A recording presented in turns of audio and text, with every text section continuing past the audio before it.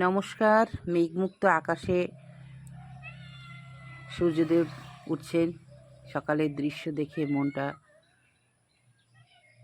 ভালো হয়ে গেল। একঘেয়ে বৃষ্টি আর ভালো লাগছে না। এখন 5:20 বাজে।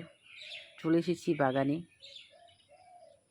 কার কি অবস্থা ভালো না খারাপ দেখার জন্যই প্রথমেই চলে এসেছি ড্রাগন বাগানে। কাল রাত্রে একটু ঘুমিয়ে পড়েছিলাম তাড়াতাড়ি, তাই আসতে পারিনি।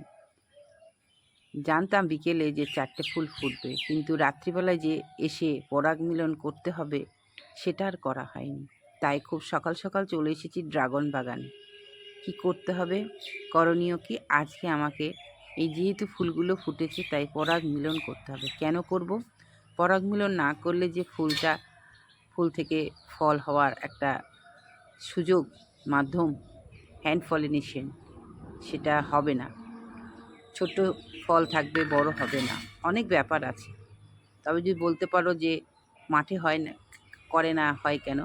তারা আর্টিফিশিয়ালি করে। তারা ফলটাকে বড় করার জন্য রীতিমতন ভিটামিন প্রয়োগ করে, যে ভিটামিন 1 লিটারের দাম 3000 টাকা। আমি তো আর কিনতে পারিনি, কিনবও না, কারণ আমি সম্পূর্ণ জৈবভাবে আমার নিজের গাছের ফল খাবো। তাহলে কেন করব? আমি একটু সকালে একটু কষ্ট করি।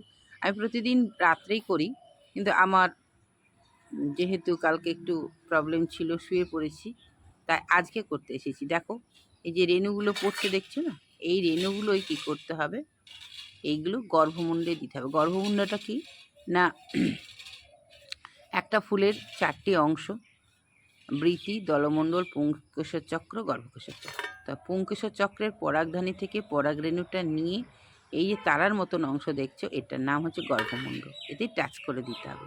এই টাচ করে দিলেই কি হবে, এটা নিচে চলে যাবে, গিয়ে গর্ভাশয় আছে, গর্ভাশয়ের মধ্যে ডিম্বক থাকে, সেই ডিম্বকের সঙ্গে মিলন হয়ে এই ডিম্বাশয়টা ফলে পরিণত হয়ে যায়। ব্যাস, এটাই হচ্ছে ফুল থেকে ফল হওয়ার রহস্য। এই রহস্যটা আমি জানি, তাই দর্শক বন্ধু তোমাদের শেয়ার করলাম। একটা ফুলের 4টি অংশ, সেই 4টি অংশ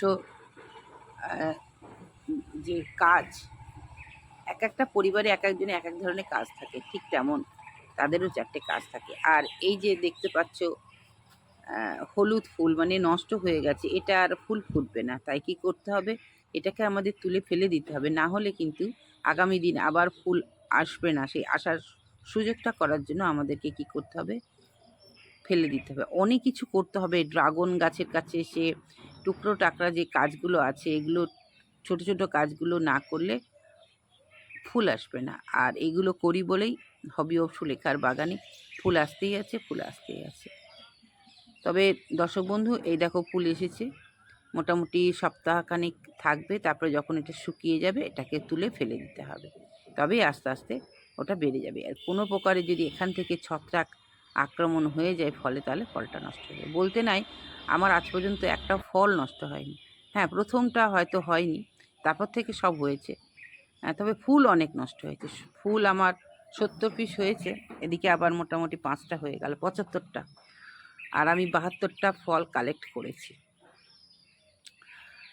হ্যাঁ, বলছো যে মুখস্থ হয়ে গেছে। হ্যাঁ, সত্যি মুখস্থ কেন হবে না, কারণ এদের নিয়েই থাকি না। আমার লাইফটাই এখন এই এদের নিয়েই চলছে। আর সংসারে যা কাজ করি করি, স্কুল করি, টিউশন করি, আর এদের নিয়ে থাকি। কারণ একটা ছোট বাচ্চাকে যেমন মা তার সব কিছু দিয়ে আগলিয়ে রাখে, ঠিক আমিও তাই।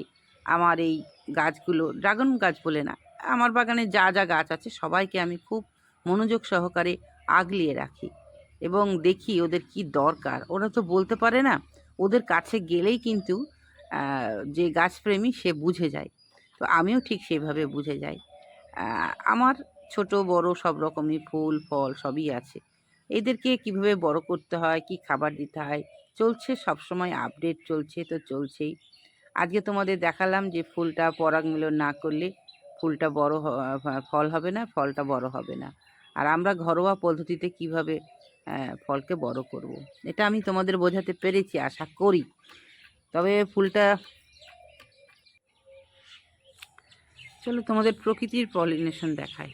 আমি তো পলিনেশন করলাম, আবার প্রকৃতিতে যেভাবে পলিনেশন হয়, এ দেখো একটা পতঙ্গ চলে এসেছে, যে এসে অটোমেটিক ফুলের মিষ্টি রসটা সেবন করতে গিয়ে কিন্তু তার মুখের ডানায় রেণু লেগে যাচ্ছে, কেউ গর্ভমুণ্ডে বসছে, পরাগ মিলন হয়ে যাচ্ছে। মানে ওদের পতঙ্গের দ্বারাও কিন্তু পরাগ মিলন।